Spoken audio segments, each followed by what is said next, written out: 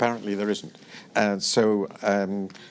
Yes, I think we can perfectly well start. So my name is Martin Wolf from the Financial Times, and I'm going to be moderating this very interesting panel on, I think, an enormously important subject, which I covered in my column this morning from the inverse point of view, which is the new authoritarianism and its nature and spread.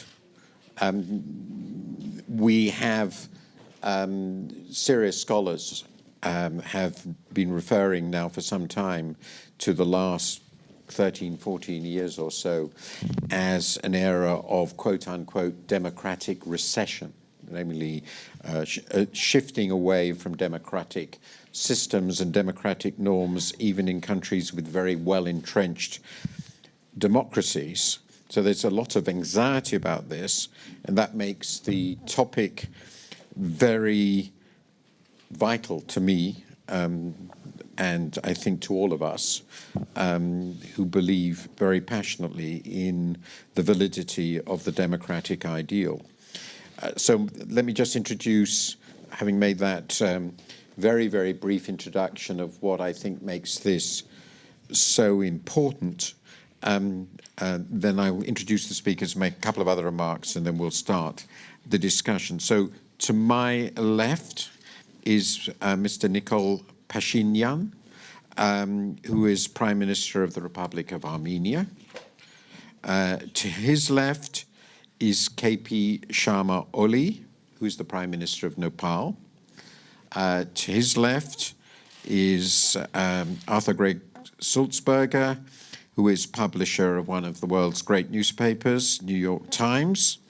I don't think I need to say more about that publication. To his left is Daniela Balu Ares. I hope I've got the pronunciation more or less right. I apologize if I haven't. Who is Chief Executive Officer of the Leadership Now project and also a young global leader. I'm prepared to forgive you for that. And finally, to her left is Ivan Duque, who is the president of Colombia. Part of the background, which I think is very interesting to this, and particularly relevant with the participants we have, was an enormous surge in democratization in developing countries after about 1980. And the proportion of the world's regimes that were democratic, mainly because of that surge in developing countries, reached a peak in about 2006 on the standard measures. And one of the interesting phenomena we are seeing is while a lot of developing countries are showing a great deal of interest in enthusiasm about democratic norms and democratic systems, we are seeing some quite significant erosion of that in major Western democracies. I would say not excluding the US. So this is a very live topic, as I've already indicated, but the idea of democracy as a universal political system has, I think, was at one stage very widely accepted across many different types of countries and is now, to some extent, again, quite widely under attack. So with that, let me start with the questions. So let me start with you, Prime Minister Pashinyan.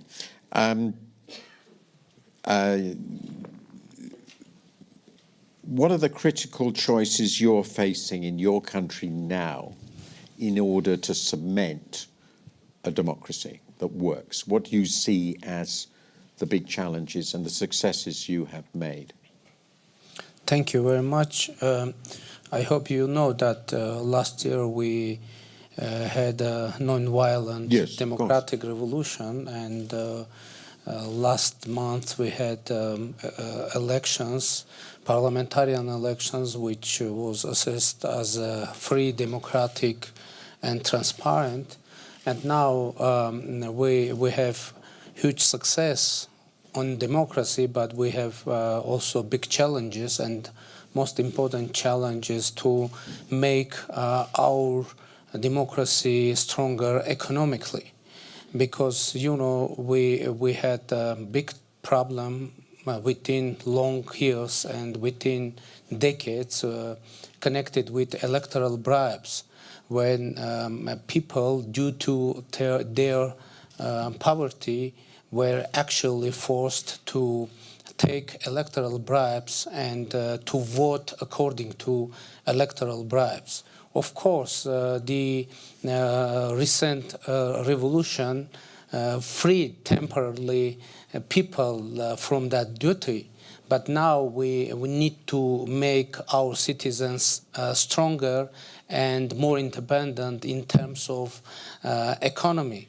And now what we are going to do, now we are going to establish, to create a new sector in our economic structure.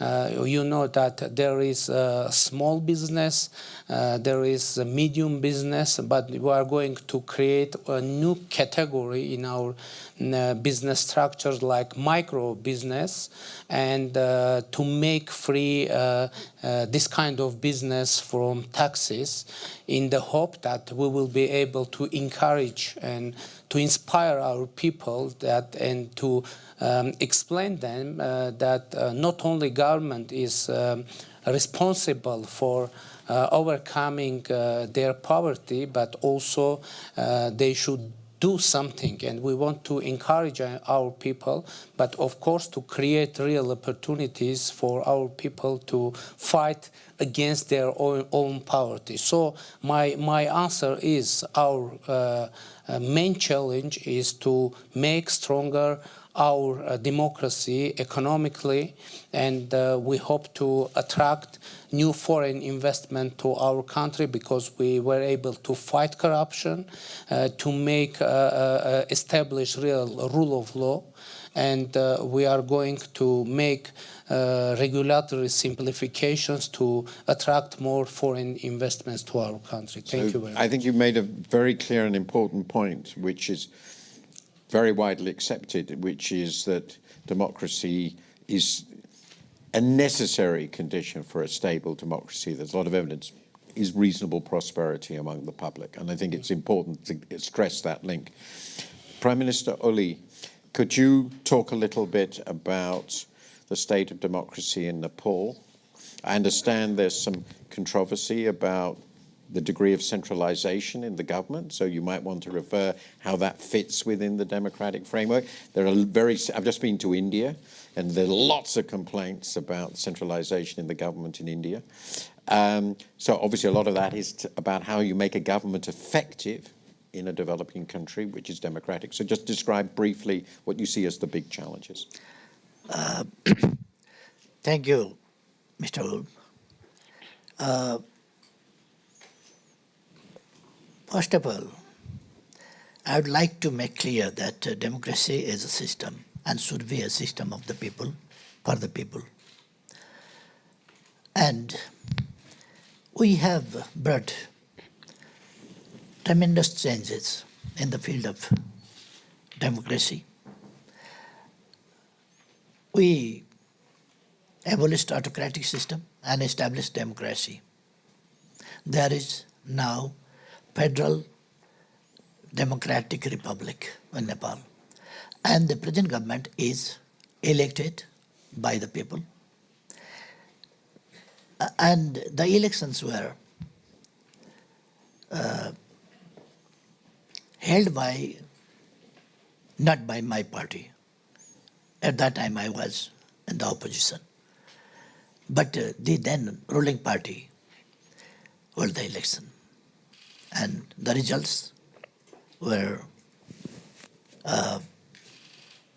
not only results, but the elections were free, fair, and impartial in peaceful atmosphere.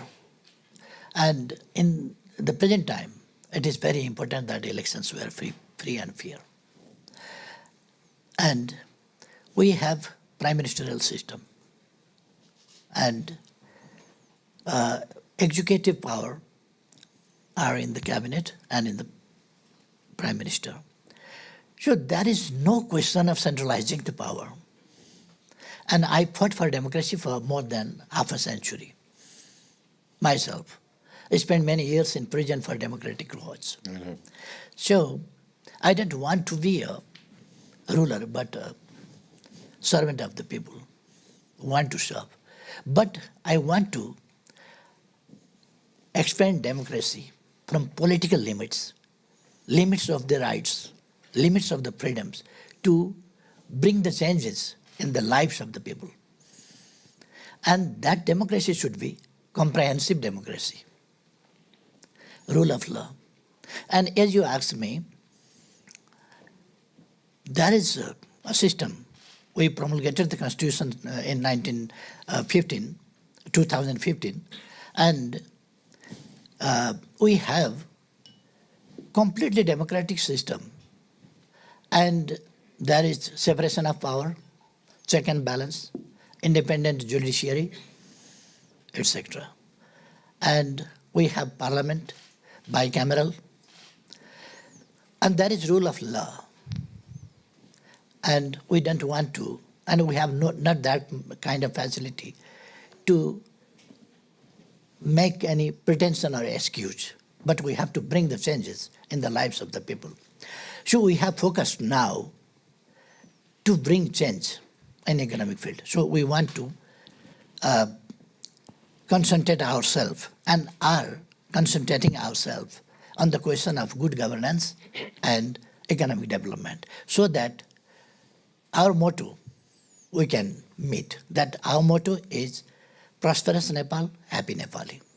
Okay, thank you very much. In a way, your reply was not so different from yours, stressing, among other things, the economic aspects, the economic challenges of government in Nepal's case, obviously quite a poor developing countries.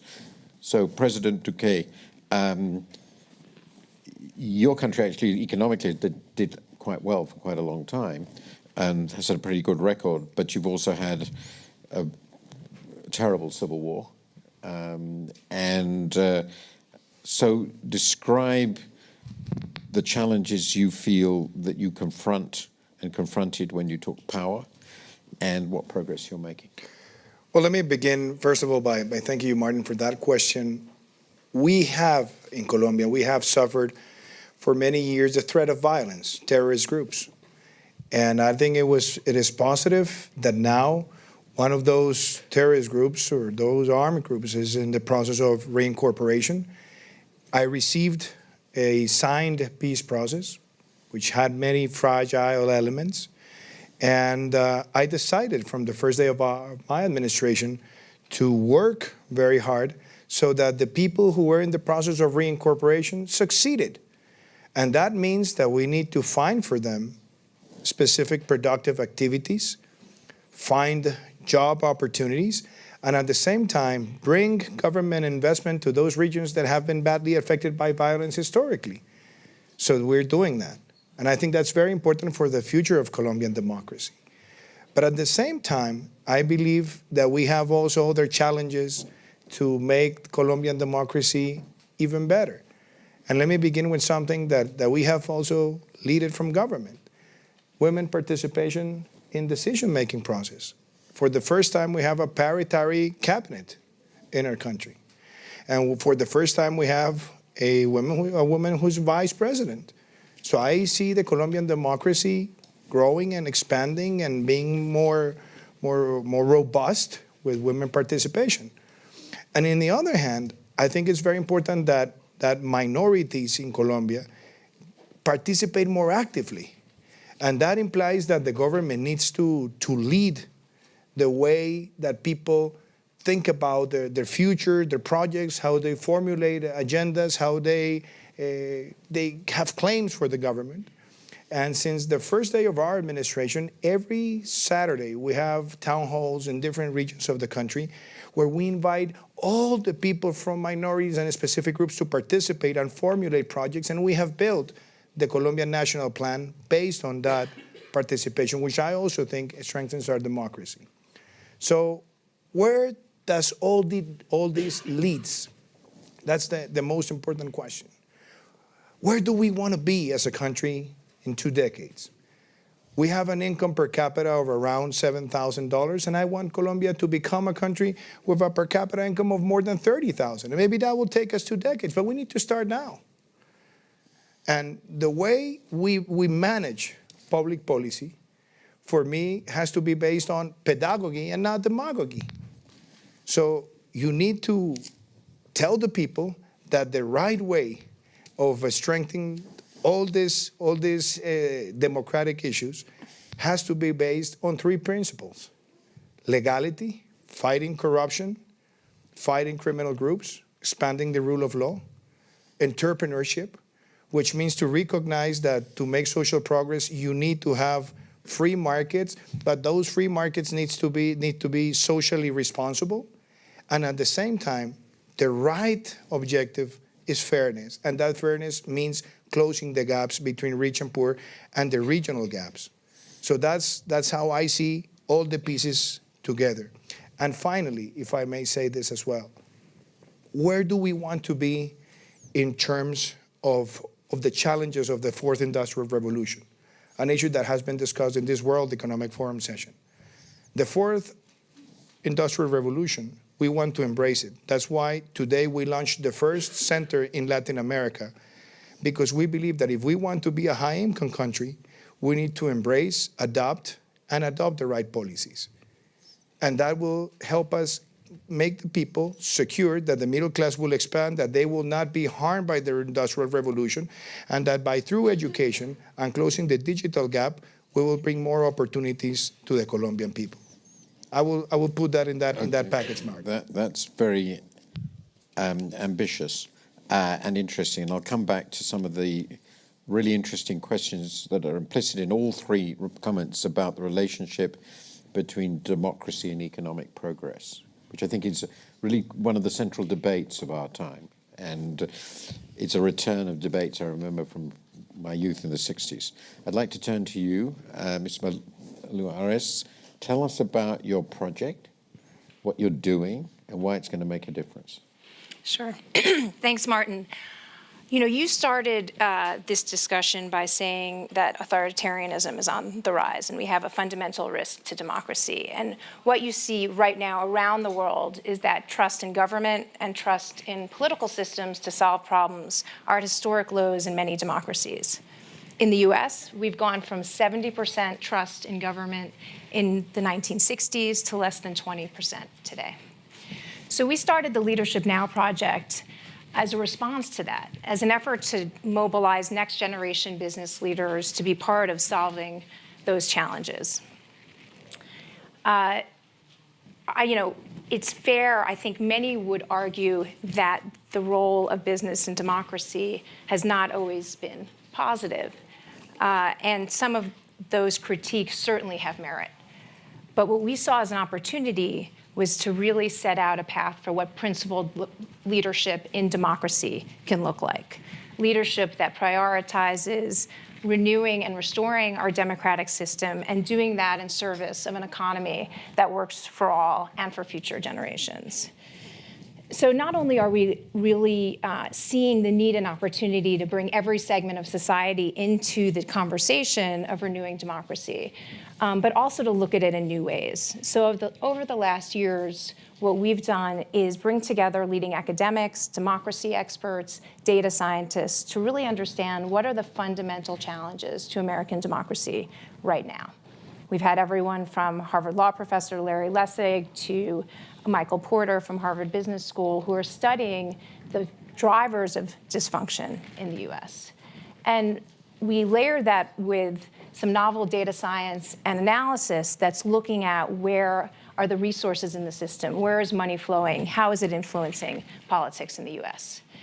And what we've learned from that is that there really are two fundamental challenges that we're facing. We're facing a talent problem and a systems problem, and we're going to have to tackle them together. On the talent side, we've seen multiple generations in the US now completely disengaged from politics. If you're under 55 in the US, you probably aren't voting. You're not running for office. If you go to a top university, it's in the single digits, the share of people who are going on to public service. So we need a dramatic step up in participation at every level in the US. On the system side, we have some fundamental structural issues that are undermining effectiveness. We have a primary system that drives candidates to the extremes. We have something called gerrymandering, which means politicians draw their own political districts and then stay in them for a very long time. We have increasing money in politics and its influence around narrow interests.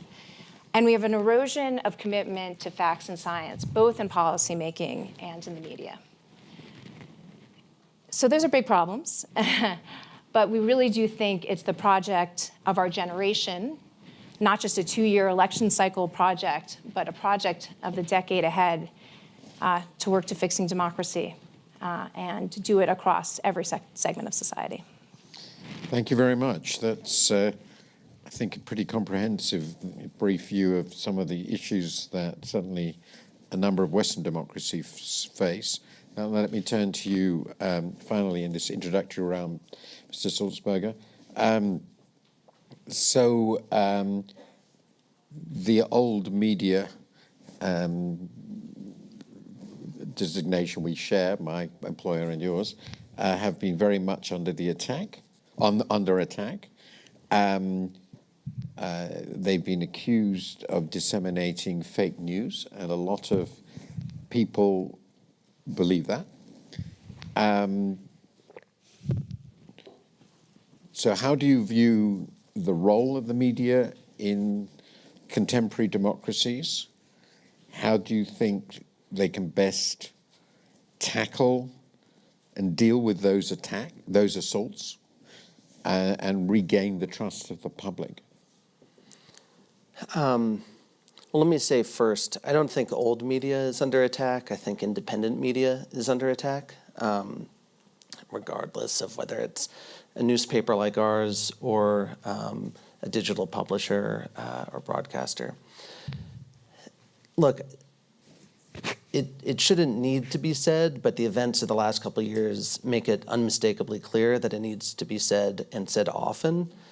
A free press is essential to democracy. At the New York Times, our mission is to seek the truth, hold power to account, and help people understand the world.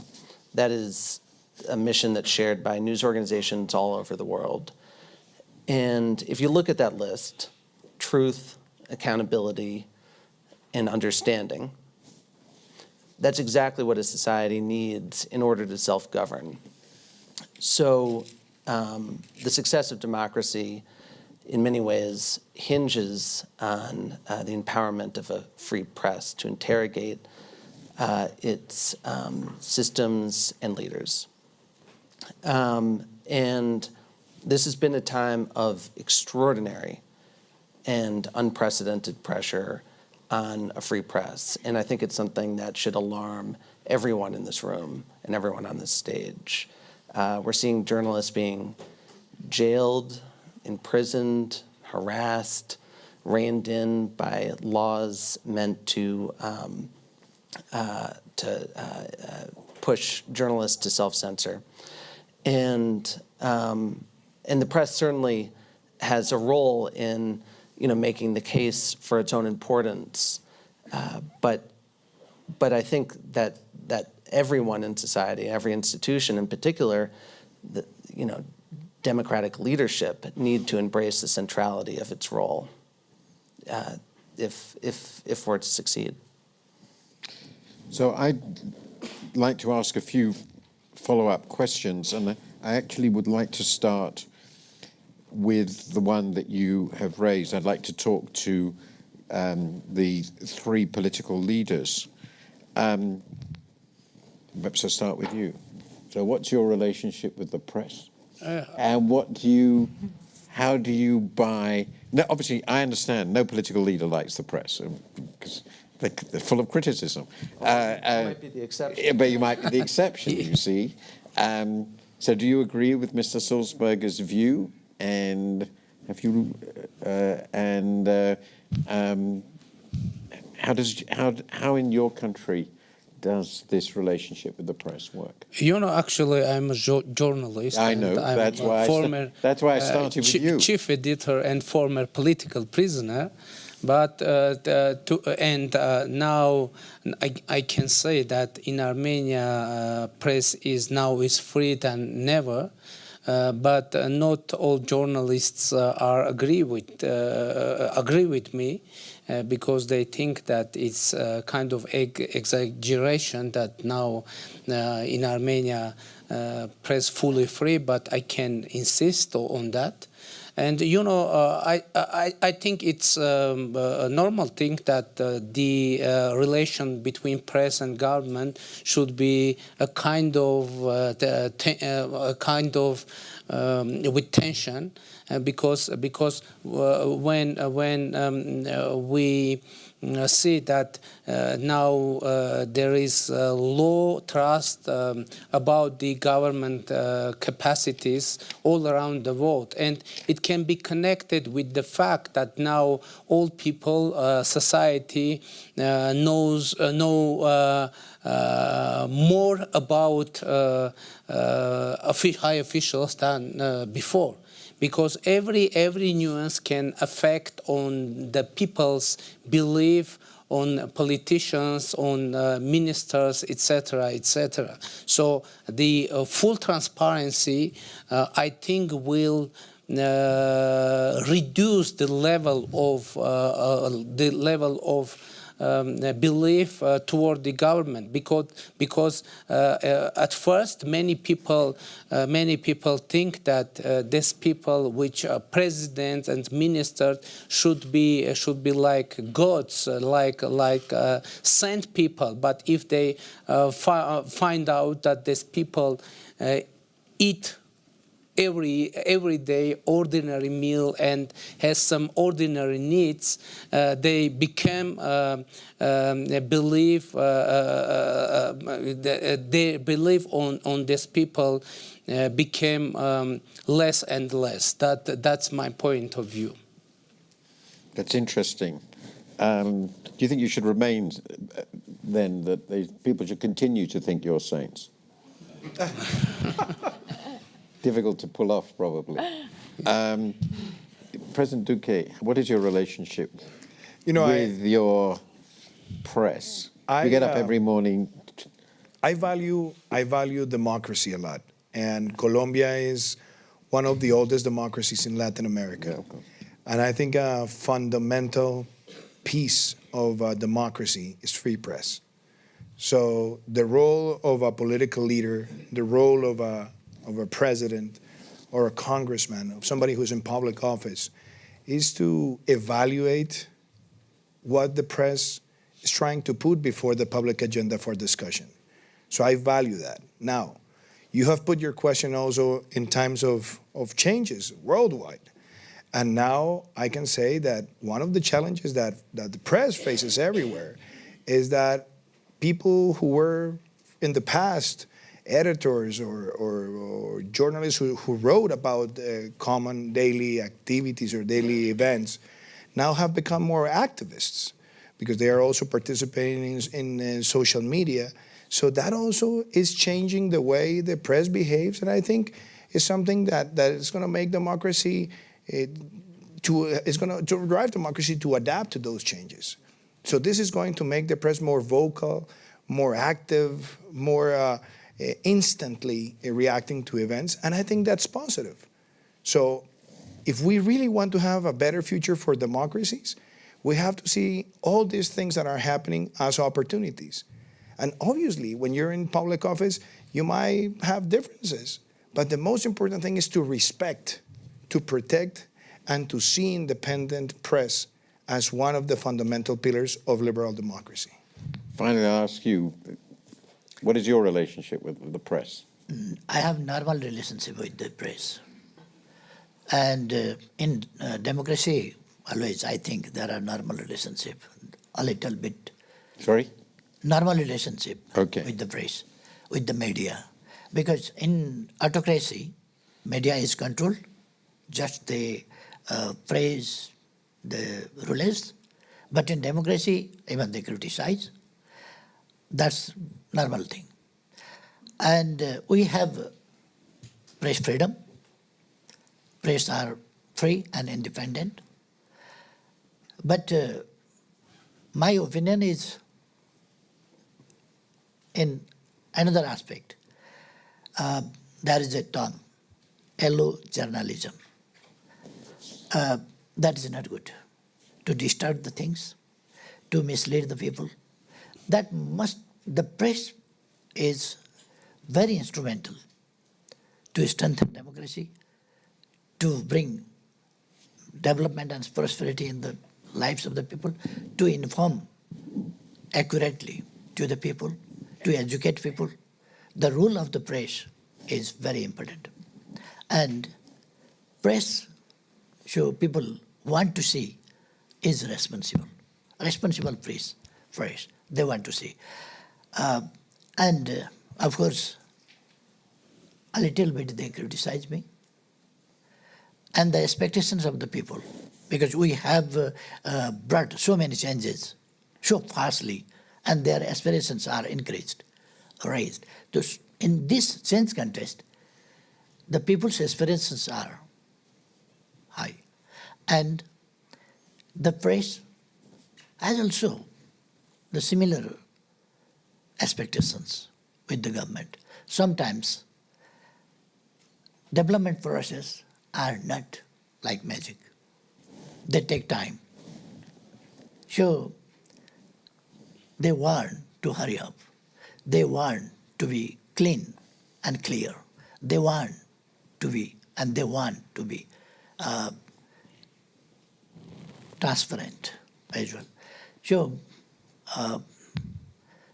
press is instrumental strengthening democracy, and it's useful for development and ICT or technology. There are two aspects, of course: development aspect, and to some extent,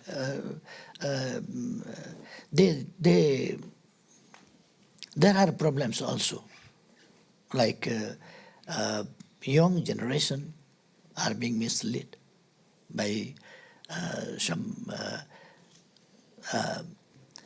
social media, etc. We should be very careful about all these things to create a civilized and developed society. Modern. So there are lots of questions, most of which we're going to explore, but there's one really big issue that has come up, which I think goes across these countries, and I'll go with Chiyo on this, but also you.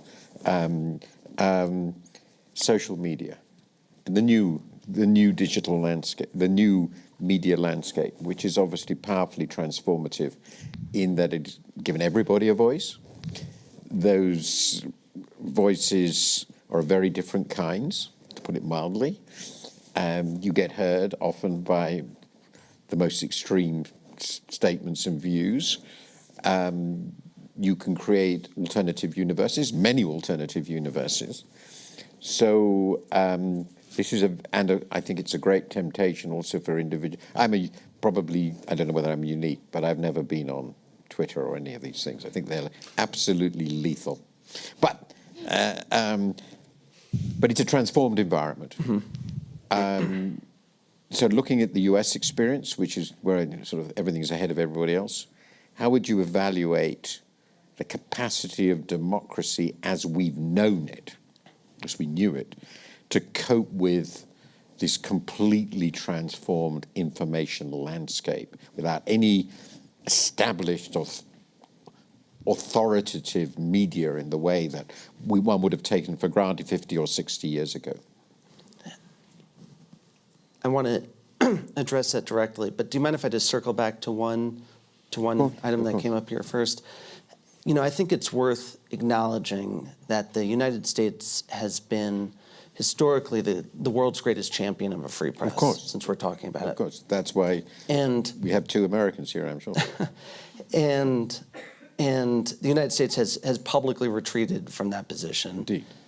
In a way that I think has encouraged and facilitated press crackdowns around the globe. We are seeing journalists jailed, murdered. When I met with President Trump to raise my profound and growing concerns about his anti-press rhetoric, from the phrase fake news to the much more insidious phrase enemy of the people. He pointed out to me that, with some degree of pride, that multiple countries had actually banned fake news, and my response to him was that, those countries weren't banning fake news; they were banning their dictatorships and tyrannies that were banning independent scrutiny of leadership and power. And they were banning real news.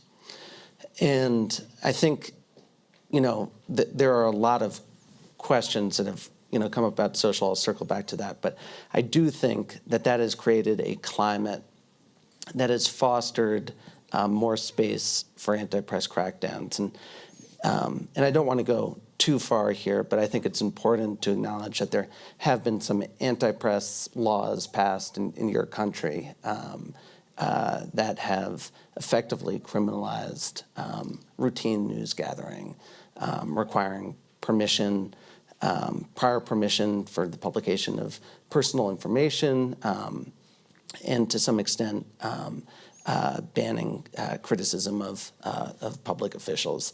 And I know that is always balanced against another set of facts, but I do think that it's important for us to recognize that across the globe we need to be pushing for fewer restrictions and more of an embrace of press rights. Do you want me to circle back to social Very media? briefly, yeah. Look, I think social media. This is I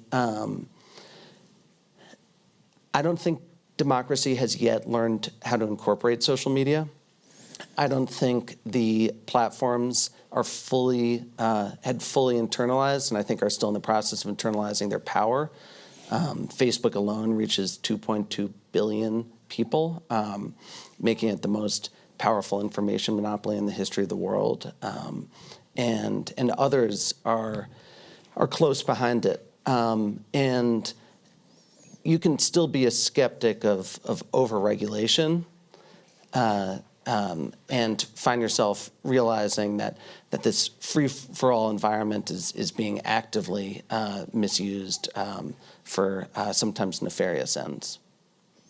Wouldn't it be a bit paradoxical? I'm just pushing this Cree issue in the US, where First Amendment rights are so fundamental, to push for some form of which is very widely done now. Yeah.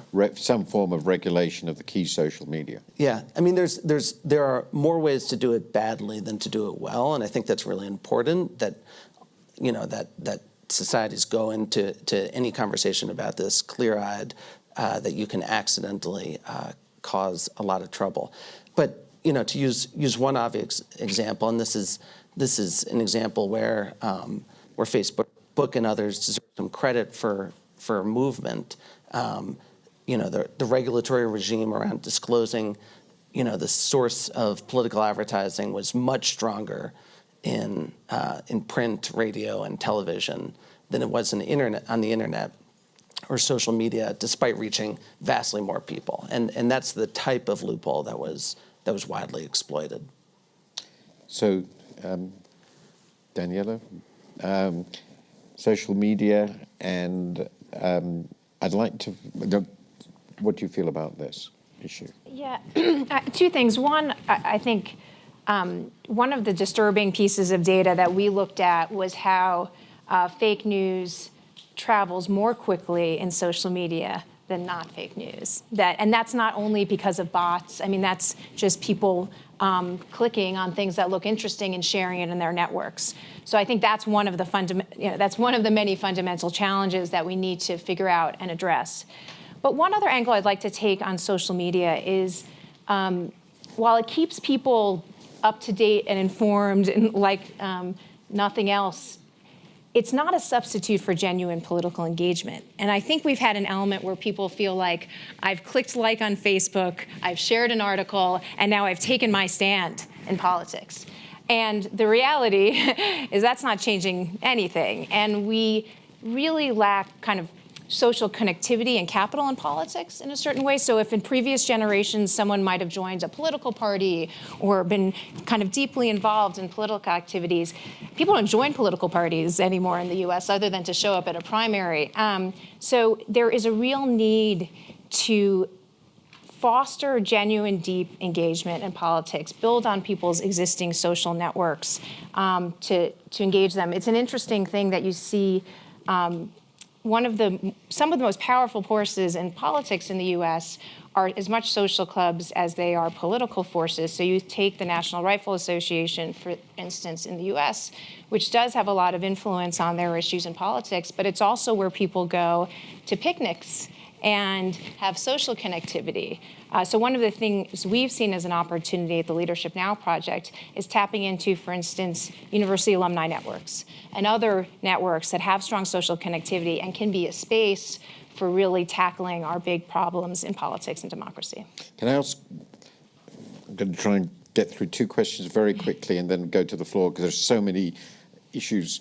But there's a very specific issue which I think any of you can comment on, but I think not all, which is very relevant here, which is the role of business in politics. It's obviously a big issue in the States. And so I sort of think, is business the problem or the solution? I'm inclined to think in this context is the problem. Because basically indifferent to democratic norms and very happy if they get favors for themselves and not too concerned about the overall political context. Is that wildly unfair? No, I touched on earlier, I do think critique of the role of business in politics is not without merit. But I'd like to distinguish that in a couple of ways. Business participating in lobbying and in protecting their interest is one way that you see business participating, and there are many valid critiques of how interest is used in that setting. But the reality is that we have a whole, I would argue, generation of entrepreneurs and innovators and people in the business community who haven't participated, who have been on the sidelines. And so if we're to suggest everyone in business is equivalent to a kind of narrow interest play in politics, I think we're going to lose a lot of opportunity to bring people into the process and be part of kind of renewing our democracy, defining what's kind of democracy 2.0 that we could have had as part of the solution as opposed to sitting on the sidelines. Can I just now turn to you? There was a specific, you must have the right to reply, I think. There was a specific charge made by Mr. Sulzberger that some of the legislation that you have introduced goes against press freedom. How would you respond to that? Briefly. Yeah, very briefly, I would like to make it clear that Nepal is a democratic country and believes in democracy. And in democracy, everything is under constitution, under law, under separation of power. We have lady president, head of the state, and we have parliament, we have judiciary, we have press, we have people. And people are sovereign. And there is no intention and no action to control or bring under restriction to the press. Press is completely free in Nepal. And as he said that there is no question of restrictions. But again, I want to say one thing. In the name of freedom, if somebody gives false news and hurts other and damages others' family life or prestige or business, is not good. I can say that much. And I want to educate my people in this way, that we must be responsible. Because the democracy is the system for all, not only for the people who are involved in press, but for others also. And press is independent and free, but must care the lives, prestige, and loss and benefit of other people also. That's my opinion. I'd love to get into it, because I could be very happy to proceed for an hour on libel laws and all the rest of it, but I think I'm going to have to move on. And there was another question I was going to ask. I'm going to put it to one side because we're running a bit late. So I'm going to ask the audience for questions. I'll take 3 at a time. We'll see how we do. Please make it a very short question. Ideally say who it's addressed to, and start off by saying who you are. So does anybody, I can't see everybody easily. Yes, sir, perhaps you could stand up, say who you are and ask the question. Anthony Hobley from the UK. Sorry, Martin, I'm going to bring up the B word, Brexit. So the UK Parliament's been a model for many parliaments around the world. We're having a little bit of a problem at the moment. We've had a big exercise in democracy, a referendum. We've had newspaper headlines calling people the enemy of the country and so forth. So many of the problems you describe, we're now facing. Enemy of the people, I think. Enemy of the people, sorry. And the people's will is being used in many ways to sort of suppress the views of others. I guess my question, I mean, and it is to the panel, whoever wants to take this on, and this is probably also something we've seen in the US, when there are question marks around the legitimacy of an election, so interference by a foreign power, manipulation through social media, breaches of electoral law, as we have had on the Leave side in the UK, how do you deal with that? Okay, you don't need to answer yet, because I said I will take 3 questions. If there are any further questions, anybody else want to ask a question? So, well, so the question is, which is, I think, also very relevant to the US, which is, if it is believed widely that an electoral process has been tainted by interference through social media or some other way, and then that tends to create a very, very heated discussion because it relates to the legitimacy of the ruler, of the winner, the free and fair, how you prove free and fair. That's a very, very big issue, and it's clearly a live issue in the US. So perhaps I could start with you and then perhaps you. How do we deal with that sort of question? I think I'll probably play to the stereotype here. You know, when you're a hammer, everything looks like a nail. I think the most important first step is to dig into the question, to report deeply, to understand what happened, to bring it to the light, to arm your fellow citizens with the clearest possible understanding of what happened and why. And that's when the democratic process is supposed to kick in. But that's certainly what we view as our role and why we've been digging so aggressively into a whole host of these questions. Perhaps I could ask you that from your perspective. So I think the question here, and I thought a lot about it, is the basic mantra is democratic elections must be quote unquote free and fair. And the obvious question that has been raised in recent years, certainly in the UK and US, which are pretty well-established democracies, is whether a crucial electoral process was free and fair.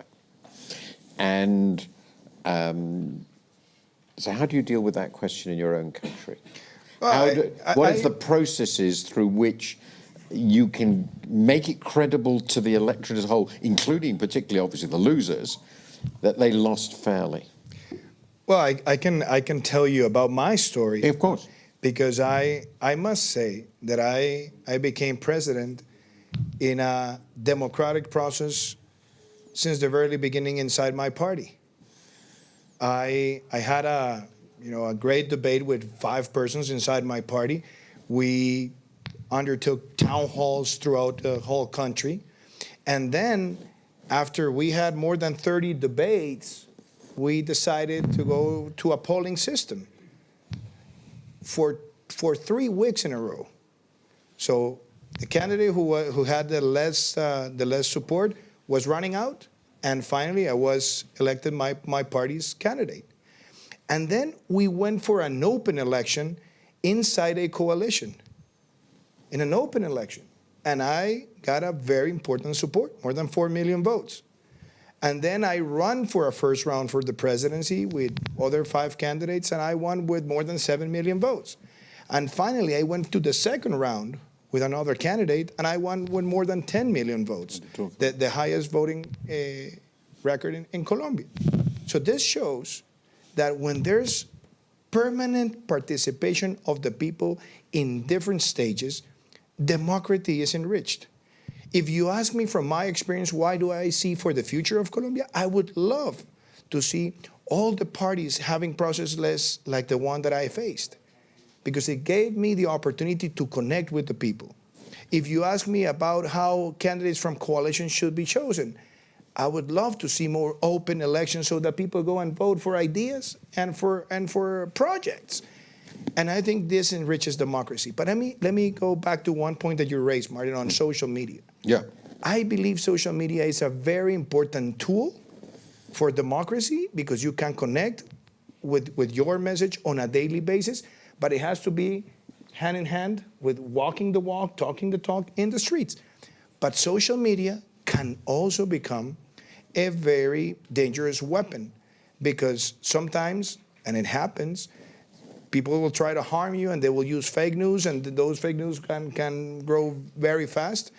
And I don't see those issues as how do we prohibit that to happen, but how do we have the best reaction networks and tools in order to prevent that from making a damage to democracy. I don't think over-regulation or regulating content is a good solution. I don't believe in that. But I believe that seeing this fake news process happening everywhere, it's also an opportunity for politicians, for institutions, to have a more digital force, a better digital force, to react promptly with the right response and with the truth. I don't think democracy will be enriched by limiting those expressions. I think they have to be promoted and identify the best tools to face it. Prime Minister Phashinyan, Actually, free and fair elections, the process, how do you preserve that? If I may, I would like to say that actually we made our revolution through the social media because we were under media blockade, and we were able to have a breakthrough with use of social media. But now I'm continuing to have live broadcast in my Facebook page, and when I'm trying to reveal some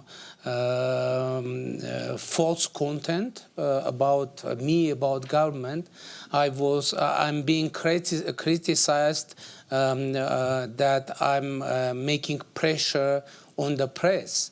And it is a very interesting and very soft situation, which concerns to the relation between media and free and fair elections. You know, I don't think that there is an issue when we have very clear and obvious majority.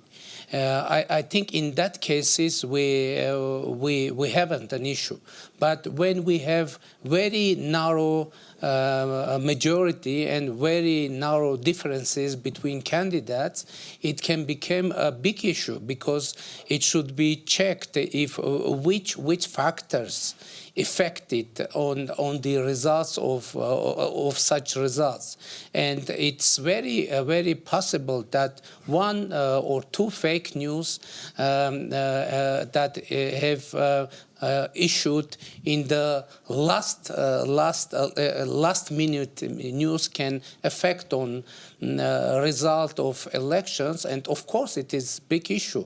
But what to do with that? It is very big problem, because I'm proud to say that now our country was evaluated that a country with free internet. But this freedom bring opportunity for news exchange, of course, for transparency, but of course it opens a huge field for false news, fake news, and it's of course effect on the realities in our country and worldwide.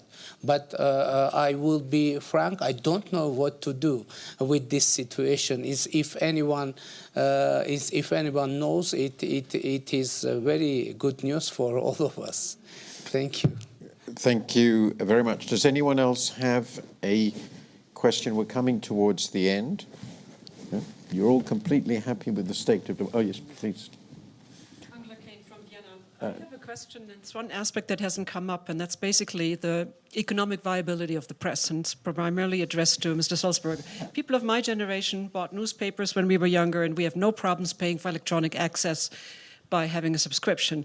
But I think that's one of the problems why people do no longer read the traditionally, or the old media, so to say, because they have to pay for it, and they tend towards social media. What is the response, and how could that be improved in order to give more access to younger people to what I would call independent media? Thank you. It's a very good question, which I should have asked, but and the reason I didn't ask is that, of course, it's just too painful.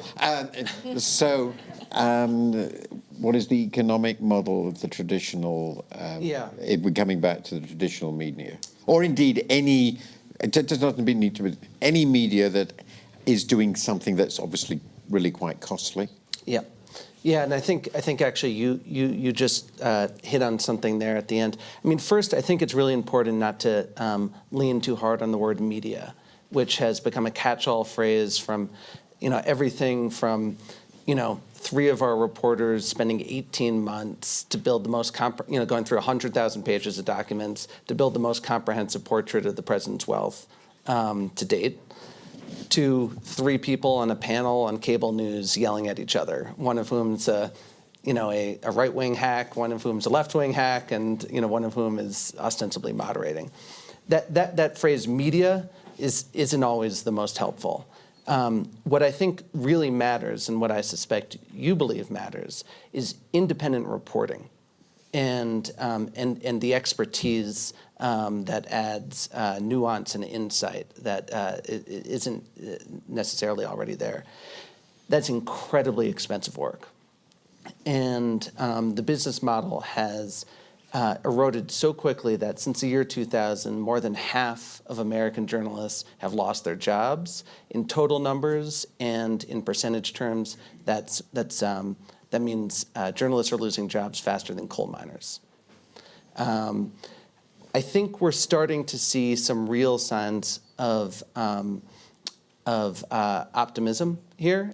I suspect it'll be a long, hard road, probably another decade of really hard work. At the New York Times, we have more people paying for subscriptions than we did at any point in our history. And we have more people reading us, 150 million around the world, with subscribers in every country in the world, than at any point in our history. That's really encouraging. The problem is, right now, we haven't seen that model be able to scale. And we should be really clear-eyed about what we're losing as we wait for that model, as we wait for answers. What we're losing is reporters inside communities asking tough questions, searching for information, and sharing it with the public. That is an accountability layer that really matters. It's also a layer of social cohesion, of social glue. The glue of common understanding, I think, is one of the most important elements of a democracy, being able to agree on a set of facts. And I think one of the things that I would call for is for every news consumer to make sure that they are making the choices with where they spend their time and their money that reward original important work. Thank you very, very much. Very important topic. I'm going to have to close it. This is obviously a discussion that has touched on just a few aspects of one of the really great issues of our time. I had wanted, but I never got around to it, to have some discussion of the challenge created by the very visible success of an enormous non-democracy, namely China, which is obviously very seductive to a lot of people, just as in the 50s and 60s the Soviet Union was, in not making other comparisons. So I couldn't go there. But what I take from this is, fortunately, there are, and we've had 3 represented here, developing countries which have shown, whose peoples have shown a strong and passionate commitment, some of it quite recent, to establishing constitutional democracies. That is part of and a continuation of what I used to think, and in many ways still do, was an incredibly encouraging development of the last 40 years. And it is important to remember that on any criteria, there are far more democracies now, and far higher proportion of the world's countries are democratic now, that is to say, have viable electoral processes than they did in the 1970s. And we should never forget that. It's really, really important, and we should never give this up. Second point, unfortunately, Western countries, and above all the main one, the big one, which really pushed the belief in democracy as a norm and everything that went with it, the rule of law, the free press, the whole thing has, at least under current management, lost confidence. That's a nice way of putting it. One might say has not merely lost confidence, but is actively promoting the loss of confidence in these norms. And that is making the world much more dangerous for democratic norms. And as Daniela Balu-Ares pointed out, this reflects in part a profound loss of confidence in the peoples of many democratic Western countries, and it's not just the US, it's all over Europe, in the effectiveness, legitimacy, and credibility of the democratic process. And there are lots of polls, you mentioned some, and I'm writing a book on this, which underline this, and it's terrifying. And it's, along with that, is a deinstitutionalization of politics, which you mentioned, the collapse of parties as systems of vote. The third point, and I've only got 2 others to emphasize, is we had, I think, a very useful discussion of social media. And I think what came out of this very nicely, and I was very pleased with what you said, is it's sort of double-edged. It has created great opportunities and great challenges. I've sort of thought about it a bit like what happened to the world when the printing press hit it. It took us about 300 years to work out what to do with the printing press. Unfortunately, we compressed all that. Obviously, all our political, scientific revolutions, everything else were dictated. But we're at a very early stage. We got the 2.2 billion people on Facebook, which didn't exist 20 years ago, 15 years ago. What does this mean? We don't know. Can we contain what's put on it? Not obviously. The final crucial point, which I think I would stress very, very powerfully, because it's something I believe passionately, that it's really impossible to run a democracy without some, and you got it very well, I think, some glue of a common understanding of the world. There's a very famous sentence, which seems so quaint now, from a very great American senator of the 60s, Daniel Patrick Moynihan, who said, and I'm paraphrasing because I can't remember, but basically you're entitled to your private opinions, but you're not entitled to your private facts. And if you don't accept that there is a common body of facts, and it's not just whatever you find convenient to believe, and fake news is not what you find inconvenient to believe, but what's untrue.